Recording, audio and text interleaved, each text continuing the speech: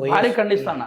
YS Jaganmohan Reddy ప్రతిపక్ష నాయకుడిగా ఉండంగా అతని కోరిక మేరకు, అతని సలహా మేరకు అతను నీకు ధైర్యం ఇచ్చాడు కాబట్టి ఆ ధైర్యంతో వివేక హత్య కార్యక్రమంలో అవును సార్, పాల్గొన్నాను. అవును.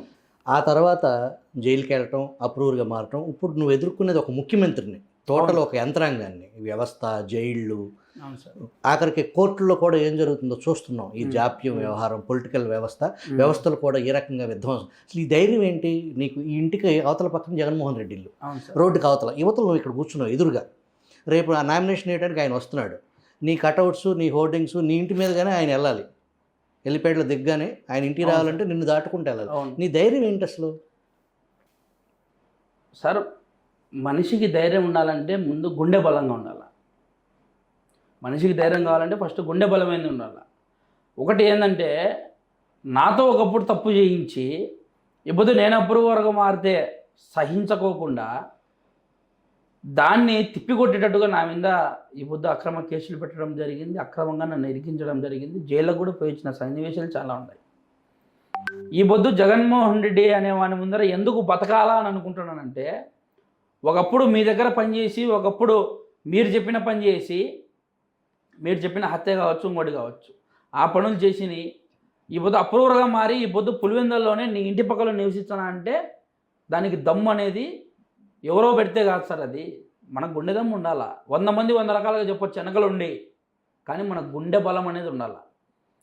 నేను జేబీఎంరావు భారత్ పార్టీలోకి రాకముందు నా గుండె బలం దాదాపుగా 1000 వోల్టేజ్. వాస్తవం చెప్పాలంటే నాకు ఈ రోజున జేబీఎంరావు భారత్ పార్టీ ఖచ్చితంగా కూడా అండగా నిలబడింది. జడా శ్రావణ్ కుమార్ గారు కూడా నాకు అండగా నిలబడినారు. ఈ పొద్దు అప్పుడే కేర్ చేయలే, ఇప్పుడు అసలు లెక్క కూడా చేయను వైసీపీకి సంబంధించిన నాయకులను కానీ, కార్యకర్తలు కానీ, ఎవడైనా కానీ.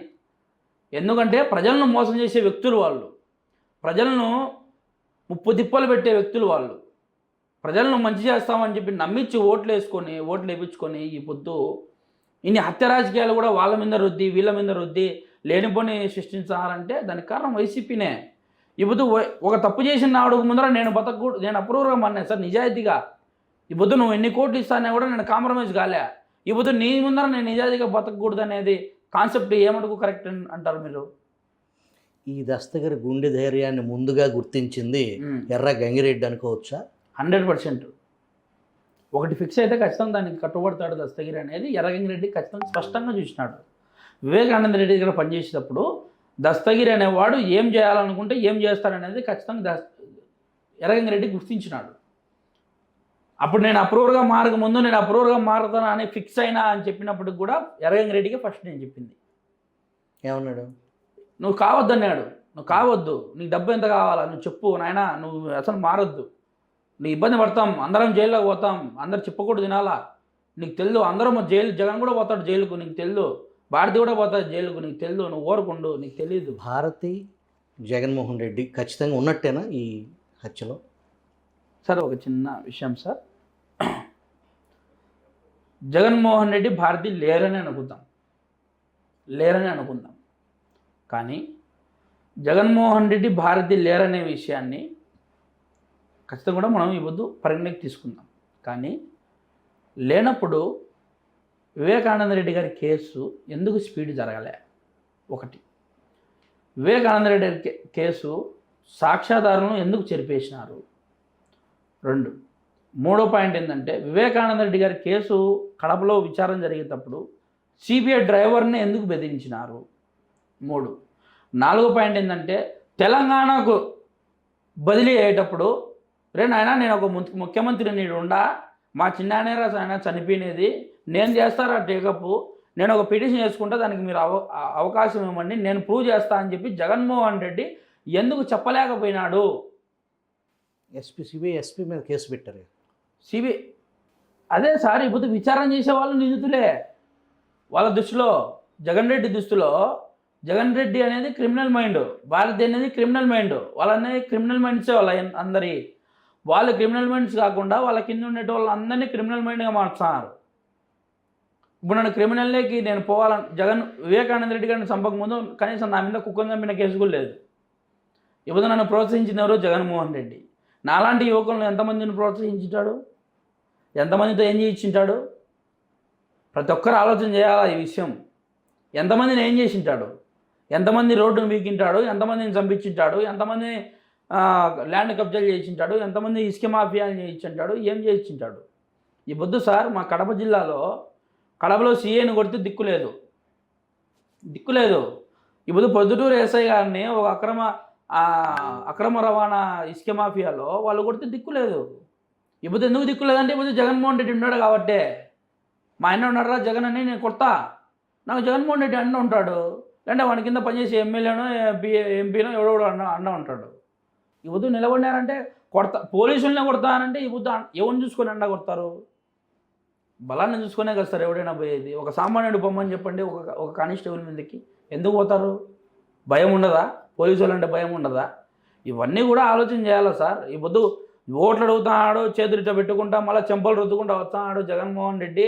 ఈ రోజున బస్సులో కూర్చున్నాడు, ఒక రాయి ఏదో డ్రామాగా రాయి వేయించుకున్నాడు. ఈ పొద్దు మనందరం కూడా ఓట్లు వేయాలా మళ్ళీ ఆలోచన చేసే ప్రజలు ఖచ్చితంగా కూడా తప్పుగా ఆలోచన చేస్తున్నారు అనేది నేను చెప్తాను. మీకు ఎంతమంది గన్మెన్లు ఇచ్చింది ప్రభుత్వం? కోర్టు ఆర్డరా దాన్ని మీకు రక్షణ? అవును సార్, కోర్టు ఆర్డరే. జగన్మోహన్ రెడ్డి ఏదో నాకు రక్షణ కల్పించాలని, ఈ కడప జిల్లా ఎస్పీ ఏదో నాకు రక్షణ కల్పించాలని వీళ్ళే. కానీ కోర్టు ఆర్డర్ ప్రకారం ఇచ్చినారు. ఎంతమంది? 2+2 గన్మెను, 3+3 ఎస్కాట్. ఆ ఎస్కాట్లో కూడా ఒక ఏఎస్ఐకి సంబంధించిన అధికారి ఒక అతను ఉంటాడు. అయితే వీళ్ళు ఈ పొద్దు నేను పోలీస్ వ్యవస్థను అడుగుతున్నా సార్. పోలీస్ వ్యవస్థ ఈరోజు రోడ్డున పడిన పరిస్థితి సార్. మనందరికీ రక్షణ కల్పించే పోలీస్ వ్యవస్థని, ఇంత యంత్రాంగాన్ని అతని స్వార్థాల కోసము, అతని అవసరాల కోసం వాడుకునే యంత్రాంగానికి ఈ పొద్దు దిక్కు లేదు సార్. ఈ పొద్దు డిఏలు, టీఏలు, ఏఎస్ఎల్ఎస్లు ఇవన్నీ కూడా పూర్తిగా తీసేసినారు. జగన్మోహన్ రెడ్డి ఒకప్పుడు ఒక మాట చెప్పినాడు, పోలీస్ వ్యవస్థలో పింఛన్ తీసుకొస్తా పథకం అని చెప్పినాడు. ఏది సార్ పింఛన్? ఇంకా డ్యూటీ చేసేవానికి ఇంకో 1 సంవత్సరం 2 నెలలు పెంచినాడు. ఈ పొద్దు రిటైర్డ్ అయ్యా అతను ఇంకా 2 నెలలు పెంచాలా అని చెప్పి కాన్సెప్ట్ తీసుకొచ్చినాడు. ఫస్ట్ సంతకం మీదే అన్నాడు. ఏది పెట్టింది ఏది? ఈ పొద్దు పోలీసు వాళ్ళు కాళ్ళు చేతులు కట్టేసి ఒక నడి సముద్రంలో పారేస్తే ఎలా ఈత కొట్టుకోకుండా, ఎలా ఊపిరి ఆడకుండా చనిపోతాడో ఆ విధంగానే పోలీస్ వ్యవస్థ ఉంది. ఇప్పుడు దానికి కారణం ఎవరు? జగన్మోహన్ రెడ్డే కదా. ప్రజలకు మంచి చేస్తా, అందరికీ మంచి చేస్తా అన్నప్పుడు నువ్వు ప్రజలకు రక్షణ కల్పించే పోలీస్ వ్యవస్థకే మంచి చేయలేనప్పుడు నువ్వు ప్రభుత్వానికి ప్రజలకు ఏం మంచి చేస్తావు? మీరు నామినేషన్ డేట్ ఫిక్స్ చేసుకుంటే దానికి పోలీసులు పర్మిషన్ ఇవ్వాలా? ఆ స్టోరీ ఏంటి సార్? ఇప్పుడు 25th నామినేషన్ అనుకున్నాం, కానీ పోలీసులను మనం అనేదానికంటే వాళ్ళ వెనకలో ఉండి నడిపించే వ్యక్తులను మనం అనుకుందాం సార్. జగన్మోహన్ రెడ్డి, అవినాష్ రెడ్డి, భాస్కర్ రెడ్డి జైల్లోనే కూడా వాళ్ళ పనులు జరుగుతాయి, వాళ్ళకి అన్ని ఫెసిలిటీస్ ఉంటాయి.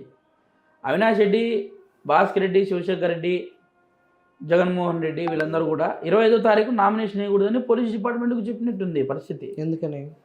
ఎందుకంటే ఆ పొద్దు మేమిద్దరం ఎదురు పడకూడదంట సార్. జగన్మోహన్ రెడ్డి కూడా అదే రోజు నామినేషన్ వేస్తున్నారు. 25th లాస్ట్, మామూలుగా నామినేషన్ అనేది లాస్ట్.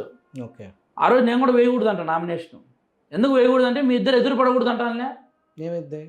కొట్టాటలు జరుగుతాయి, గడాటలు జరుగుతాయి, లేనిపోయిన లా అండ్ ఆర్డర్ ప్రాబ్లం వస్తుంది. నువ్వు 1 రోజు ముందన్నా పెట్టుకో, లేదంటే 2 రోజులు ముందన్నా పెట్టుకో దస్తగిరి, దయచేసి మాకు సహకరించు. దస్తగిరికి భయపడుతుందా జగన్ శిబిరం? ఖచ్చితంగా సార్, భయపడుతుందనే కదా మనకు తెలుస్తుండేది. అంటే ఒక వ్యక్తి, ఒక డిపార్ట్మెంట్ ఆఫీసర్ నువ్వు ఆ రోజు వద్దన్నాడంటే మన పవర్ ఏందో మనం అర్థం చేసుకోవాలి. జగన్మోహన్ రెడ్డి అనేవాడు ఈ పొద్దు భయపడుతున్నాడు. ఎందుకు భయపడుతున్నాడు? అప్రూవర్కి ఎందుకు భయపడుతున్నాడు అంటే అతని గుండెల్లో భయం తగులుకుంది కాబట్టి ఏదైనా మనకు ఇబ్బంది అవుతుందని చెప్పి అతను పూర్తి స్థాయిలో వాళ్ళ కింద ఉండే రోజులు కానీ సజ్జల రామకృష్ణ కానీ వీళ్ళందరూ కూడా జగన్మోహన్ రెడ్డి కానీ, అవినాష్ రెడ్డి కానీ, భాస్కర్ రెడ్డి కానీ, శివశంకర్ రెడ్డి కానీ వీళ్ళందరూ ఇన్స్ట్రక్షన్స్ ఇస్తుంటారు. లేదంటే ఇప్పుడు ఇప్పుడు పులివెందులోనే 25వ తారీఖు నామినేషన్ చేస్తాడ. పర్మిషన్ తీసుకోవాల్సింది ఎక్కడ? ఈసీ అధికారుల దగ్గర. ఈసీ అధికారులు ఒకరికి బానిసత్వంగా పని చేస్తారో చేయరో నాకు తెలియదు. ఈసీ అధికారులు సెంట్రల్ సంబంధించి ఎలక్షన్ కమిషను వాళ్ళ చేతిలో ఉన్నప్పుడు వాళ్ళు చెప్పిన అబ్జెక్షన్ వీళ్ళే ముందు వచ్చింది చెప్తారు. వీళ్ళు పర్మిషన్ ఇస్తేనే కదా సార్ నేను ర్యాలీ అయినా ఇంకోటైనా చేసుకోవాలా. ఈ రోజున ఎటో దేవుని దేవాలని నేను నామినేషన్ వేయకూడదు అని చెప్పలే. ఖచ్చితంగా కూడా నామినేషన్ వేయకూడదు అని చెప్పలే ఎట్లా దేవుని దేవల్ల. అది నా హక్కు కాబట్టి అది చెప్పలేకపోతున్నారు. లేదంటే నామినేషన్ కూడా స్టాప్ చేయించేటోళ్ళే. Election commission